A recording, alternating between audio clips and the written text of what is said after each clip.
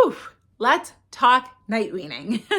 This is something that I know personally as a mom. Whenever my children would wake up in the middle of the night and be looking for a feed, it was like so hard to drag my eyelids open and get up and go to feed them. So we're going to talk about weaning night feeds. My oldest son probably was the latest, and he did a night feed probably until he was about 5 months, but he was also only about 5 pounds when he was born. So we really were monitoring his weight and making sure he was growing and gaining. My other two are relatively great, but I was a sleep consultant then, so they probably stopped night feeds around 2-3 months.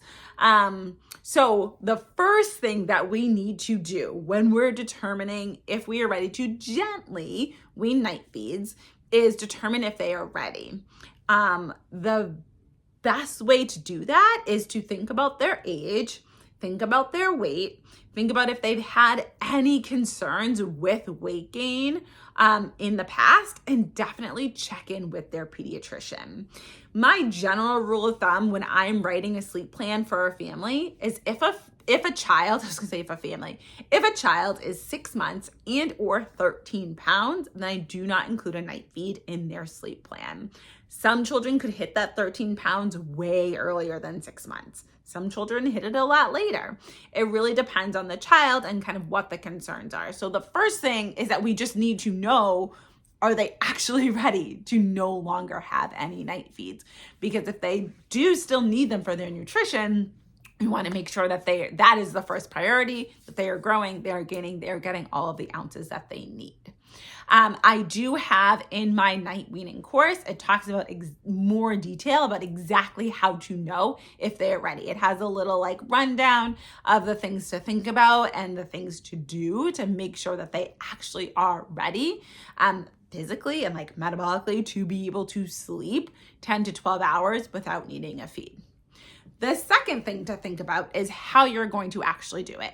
If you have watched any of my other videos or anything on social media, you know that my big thing is having a plan. We cannot go really into anything parenting without a plan. There are so many times that my kids come to me with something that I have not planned, and sometimes it goes well and I can think on the fly, and sometimes it doesn't. But if it's something big like potty training, like weaning night feeds, I don't know, starting school, I always have a plan in place so I know exactly how I want this to go, but then I have a plan B, because if I'm just flying by the seat of my pants for something that's more important and more extended, then it's not going to go well. I need to know what to do in kind of multiple scenarios that my children could bring up. So really knowing what is your plan going to be, depending on your child's age and weight. Is it we're just going to cold turkey it? Is it that we're going to gently wean this down? It really depends on the family, but it doesn't matter how you do it. It matters having a plan so you know what to do in each and every situation. In that night weaning course that is linked down in the description, it walks you through 3 different plans on exactly how to wean night feeds. One of them is just doing it cold turkey, but it kind of explains a little bit more parameters around that. The other 2 are much more gentle methods that are more child-led. One of them is my absolute favorite, and I use it in all of my plans. But there is another method in there that I do use occasionally. It's just not as popular. But one of those 3 methods is the way that you're going to want to go. You're going to want to have a plan and have it written out so you know exactly what to do at each and every wake up to eventually be able to wean those night feeds in less than a week. And the third thing to think about is, are you ready to wean the night feeds? Because as a parent, especially as a mom, it can feel really, really difficult to feel like we're denying our children food. And if in the back of your mind at all, you're wondering, are you actually hungry? Am I denying you? Is this a little bit torture for you? Then this is not going to work, because you need to feel comfortable and confident with what you're doing in order to be able to stick to that plan that we determined last time was so important. So really thinking about, is this something that is in the best situation for me, in the best case scenario for my child, and then just having that reserve to say, okay, this could be a little bit rocky for a couple of days, but I'm going to stick with it.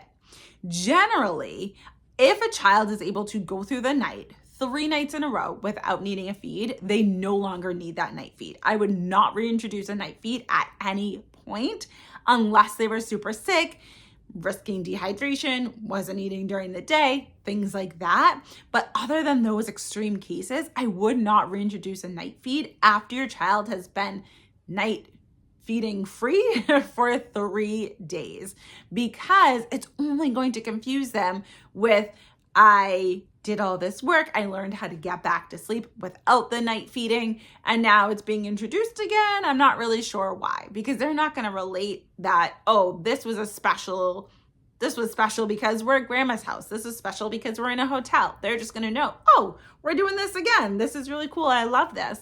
And then they're going to push for that to happen more and more. So once we really, like, the night feeds are gone, we need to keep them gone and think about, okay, if they did wake up and I was worried that they were hungry last night, what can I do during the day today to make sure that that doesn't happen again?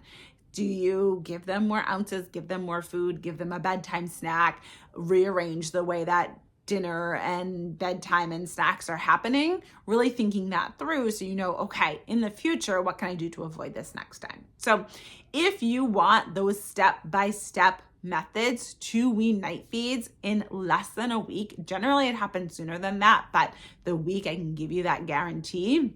And all you have to do is go to the description below. It's going to help you determine, is your individual child actually ready to wean night feeds? And then the step-by-step guide to actually wean those night feeds so it can happen quickly and all of you can be sleeping through the night. So if you have any questions, as always, you can pop them below. I will see you in the course or in my next video.